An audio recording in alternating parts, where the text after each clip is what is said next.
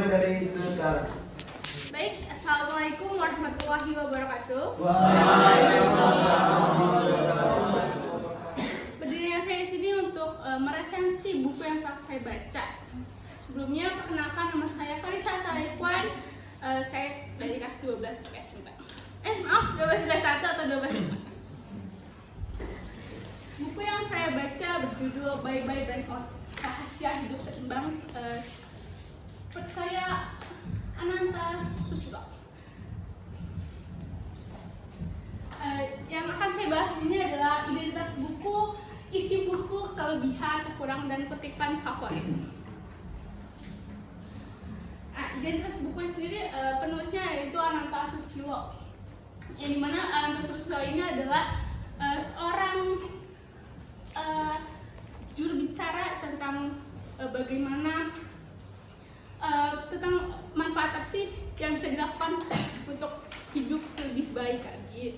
Terus penerbitnya dari Yes Media, jumlah halamannya itu 224 halaman.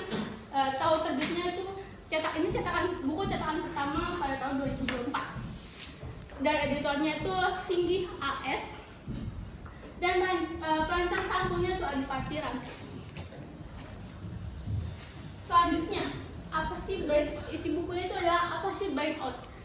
Jadi burnout merupakan kondisi yang dimana itu kita kelelahan akan pekerjaan yang telah kita lakukan.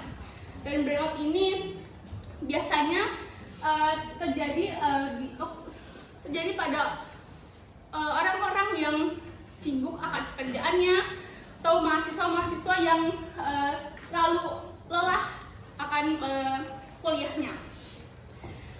Penyebab dari burnout ini itu terlalu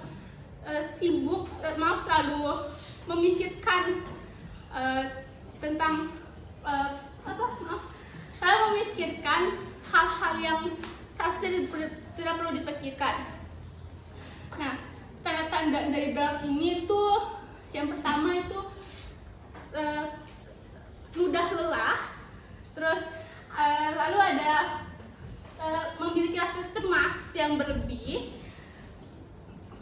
Terus bagaimana sih cara kita mencegah biar nggak terjadi burnout ini? Jadi kita bisa beristirahat apabila kita sudah merasa lelah akan kerjaan yang kita lakukan, atau kita bisa menyelangi aktivitas lain untuk istilahnya healing sebentar lah kalau bahasa sekarang. Dampak jangka panjang burnout. Dari burnout ini mungkin kita bisa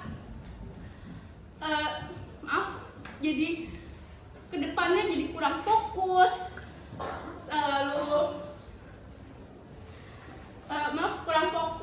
terus jadi menghambat kerjaan yang akan kita lakukan di kedepannya. Terus bagaimana sih cara mengatasi burnout ini? Jadi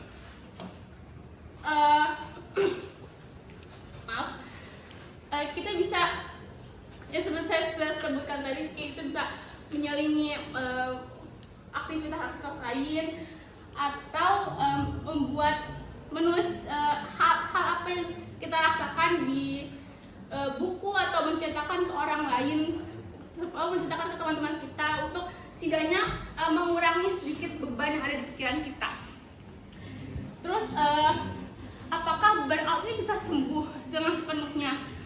Mungkin untuk sembuh dengan sepenuhnya itu memerlukan waktu yang cukup lama.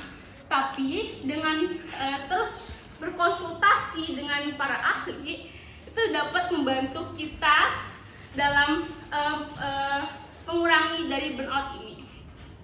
Selanjutnya ada kelebihan dari buku ini. Di bukunya terdapat tabel-tabel aktivitas seperti ini. Ini tuh bisa kita isi. Jadi kita sebagai pembaca bisa mengetahui nih bahwa kita ini termasuk orang yang mengalami burnout atau pikiran biasa saja. Terus yang selanjutnya ada banyak kutipan menarik di sini, dan di sini tuh ada banyak kata-kata motivasi yang bisa mendorong diri kita.